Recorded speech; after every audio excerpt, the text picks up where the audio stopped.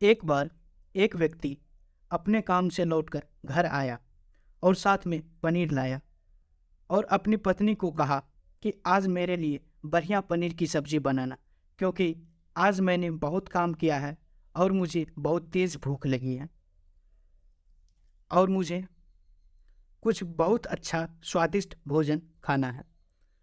उसकी पत्नी कमरे से बाहर आई और पनीर लिया और कहा कि बिल्कुल आप हाथ पैर धोकर तैयार हो जाइए, मैं आपके लिए बहुत ही स्वादिष्ट सा भोजन बनाती हूँ।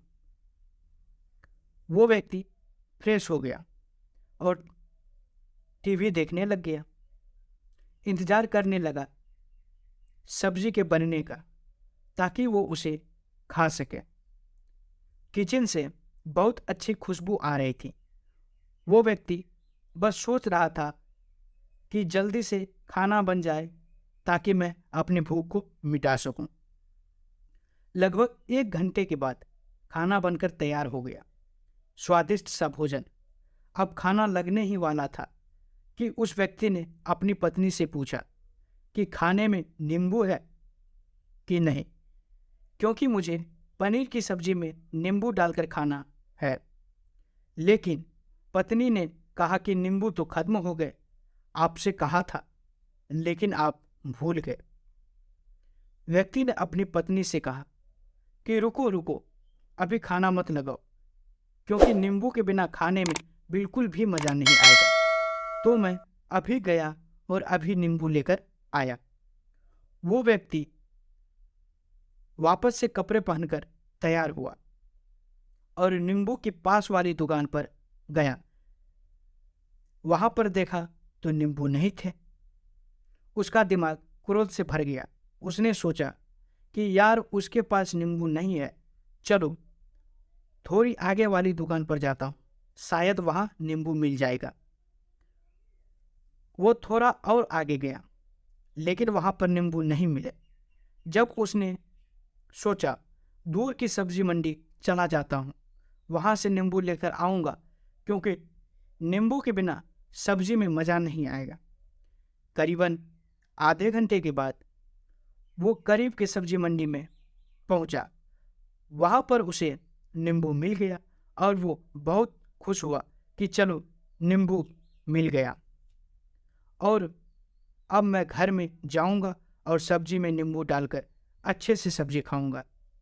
अब वह खुशी खुशी नींबू लेकर घर आया और अपनी पत्नी से कहा कि जल्दी से सब्जी गर्म कर दो, रोटी गर्म कर दो और नींबू काट कर लाओ, ताकि मैं अच्छे से खाना खा सकूं।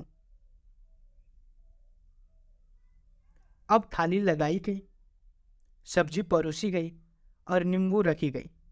उसकी पत्नी सामने ही बैठी थी और वह व्यक्ति थोड़ी देर के लिए कुछ सोच में पड़ गया। उसके बाद उसने नींबू की प्लेट उठाई और दरवाजे से बाहर की ओर फेंक दी और जोर जोर से चिल्लाने लगा, मैं जीत गया, मैं जीत गया। पत्नी ये देखकर घबरा गई कि कहीं ये पागल तो नहीं हो गए। इन्होंने सारे के सारे नींबू दरवाजे से बाहर की ओर फेंक दिया, आखिर क्यों? उस पत्नी ने उस व्यक्ति पर चिल्लाया और कहा कि आप पागल हो गए हैं, अभी तो इतनी देर तक नींबू के बारे में पूछ रहे थे और अभी जब नींबू घर पर ले आए और खाने बैठ गए तो आपने इन नींबुओं को दरवाजे से बाहर फेंक दिया और अब चिल्ला रहे हो कि मैं जीत गया, मैं जीत गया। पत्नी पूछी, आप किस चीज में जीत गए, आखिर हुआ क्या है? अब व्यक्ति खुशी खुशी बैठ गया और अपनी पत्नी से कहा, आप भी बैठो, इत्मीनान रखो, बताता हूं कि क्या हुआ। आज सुबह से ही मेरी जीत मुझे अपने बस में करने की कोशिश कर रही थी। जब मैंने बहुत काम कर लिया तब मुझे बहुत तेज भूख लगी। जब मैं घर पर आया तो तुमने बहुत ही स्वादिष्ट भोजन बनाई। उसकी खुशबू मेरी नाक में गई। फिर मेरी जीभ ने कहा कि इसे अब नींबू चाहिए। मैं पास वाली दुकान पर गया, लेकिन वहाँ नींबू नहीं मिले, और थोड़ी दूर गया, वहाँ पर भी नहीं मिले। तो मुझे उसने और दूर लेकर गई। मैं उसके वश में आ गया, और जैसे ही वह कहती रही वैसा मैं करता गया। अब मैं वैसा ही करता गया जैसा वो मुझसे करवाती गई, लेकिन अंत में मैंने विजय प्राप्त कर ली। मैंने उसे उठाकर बाहर फेंक दिया और कह दिया कि तुम्हारा मुझ पर कंट्रोल नहीं है, बल्कि मेरा तुम पर कंट्रोल है, और मैं जीत गया। क्या आपको समझ में आया कि कैसे अपने इच्छाओं पर विजय प्राप्त करें? कई बार लोगों को शराब पीने की आदत लग जाती है, और उस चक्कर में वो भटकते रहते हैं। यदि एक जगह नहीं मिलती तो दूसरी जगह जाते हैं, दूसरी जगह नहीं मिलती तो तीसरी जगह जाते हैं। और अक्सर युवाओं के साथ ऐसा जरूर होता है कि वो शराब पीने के लिए बैठते हैं, सारी शराब खत्म हो जाती है। उसके बाद एक न एक व्यक्ति जरूर कहता है कि यार और चाहिए, और चाहिए के चक्कर में शराब ढूंढने के लिए निकलते हैं। देर रात हो जाती है, वो भटकते रहते हैं।